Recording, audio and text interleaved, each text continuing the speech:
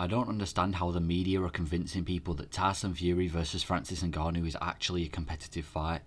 Let's just say this: Tyson Fury is going to wipe the floor with Francis Ngannou. It's not even going to be competitive.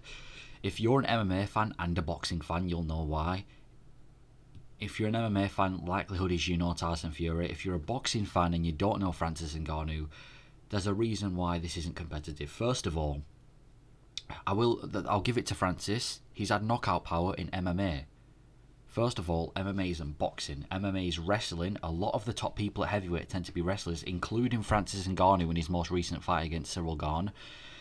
And MMA gloves are way smaller than boxing gloves. So if he's expecting to hit Fury on the chin and he's just going to get knocked the fuck out with the first hit, it's a way bigger glove than an MMA glove. I believe MMA gloves are 4 ounce compared to the 10 ounce in boxing. Way bigger gloves. On top of that, Francis Ngannou, who's never boxed before, he's never had a professional boxing match. He might have had I don't think he's had a pro boxing match. He might have had an amateur boxing match, but I think he just went straight into MMA. Tyson Fury's been doing MMA his whole life and is arguably the greatest heavyweight boxer in the world besides Alexander Usyk. Imagine your first boxing fight being the best boxer in the world. Last time Francis Ngannou really did any damage on the feet was in 2021, right at the start against Stipe Miocic, who's now like 40 years old, 42. Francis Ngannou, he's not been the most active. I mean, not Francis Ngannou. Tyson Fury's not been the most active, but he's still fighting. He faced Derek Chisora, again an old guy, not exactly a high-level opponent, but he's beaten Deontay Wilder 3 times. He's fought Deontay Wilder 3 times, who is first of all a boxer, has way more boxing experience than Francis Ngannou, and has probably more power than Ngannou in just pure boxing. Fury's managed to survive one of his punches.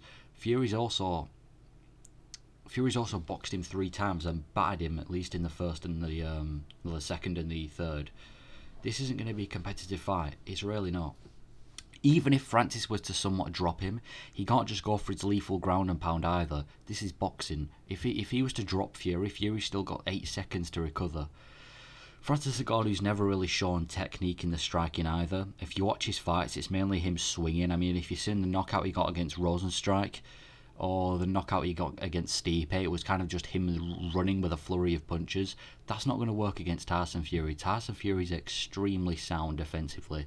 You're not just going to be able to sprint at him and hope for the best. He's going to knock you out.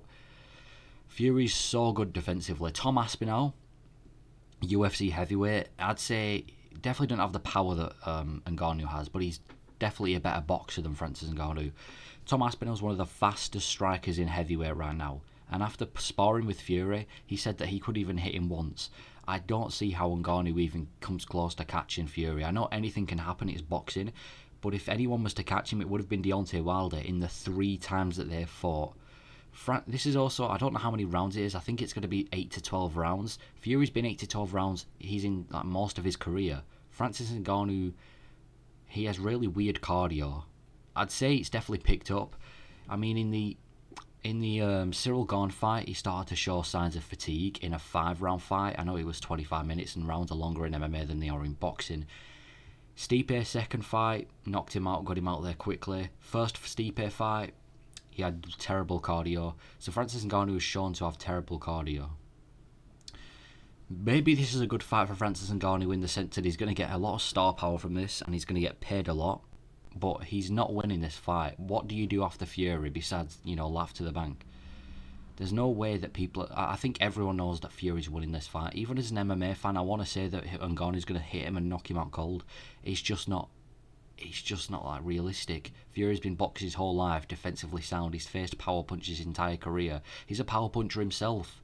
I think Fury gets him out there not really quickly. I think he lasts around the same time as Chisora did, if not. Yeah, I think Fury just breaks him down every round, and eventually Ngannou's done for, and then towards the end he's just going to start going in with like flurries of punches, trying to smack him, and it's just not going to work. I just don't understand why people think that Francis Ngannou even has a chance against Tyson Fury. If you're a boxing fan, go and watch some of Francis Ngannou's striking.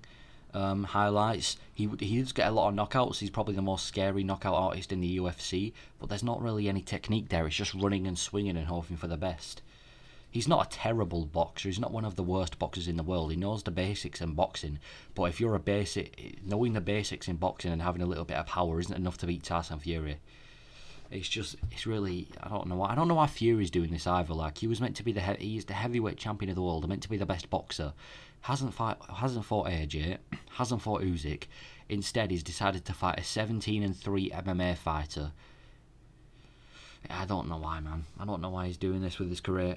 You can't really take digs at Jake Paul for fighting MMA fighters, and then you being the heavyweight champion of the world and fighting an MMA fighter yourself. Do you know what I mean? Like, it doesn't really work that way. Prediction, I'm going to go round 5, Tyson Fury. Francis Ngannou's corner throws in the towel. I think it'll end pretty quickly. I want to know how the build-up's going to be. It's on PFL as well, which is another MMA organisation.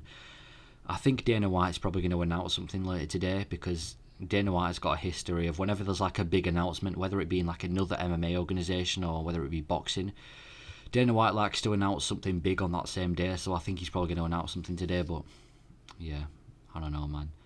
It's on PFL though, fair play. PFL's managed to do this. I don't know where they're getting the money from. I mean, there's definitely not much people paying for that many pay-per-views for PFL to have its own Tyson Fury and Ngannou fight, but they're somehow getting the money from somewhere, so I'll be watching this fight, but I don't see how people think this is ever going to be competitive. It's not. Fury's going to wipe the floor with him, and it's going to be a very easy fight for Fury. It's going to be very easy for Fury. Maybe he allows Francis Ngannou, maybe he just toys with him for a couple of rounds. I just can't see Francis Ngannou sleeping him or having that scariness like he did in MMA. He's got bigger gloves against a guy who's tanked so many shots. Yeah, I mean, that's what I'm going to say. Please tell me if you agree or not. It's just a little rant, innit? I just don't see how this is ever going to be a competitive fight. Thank you.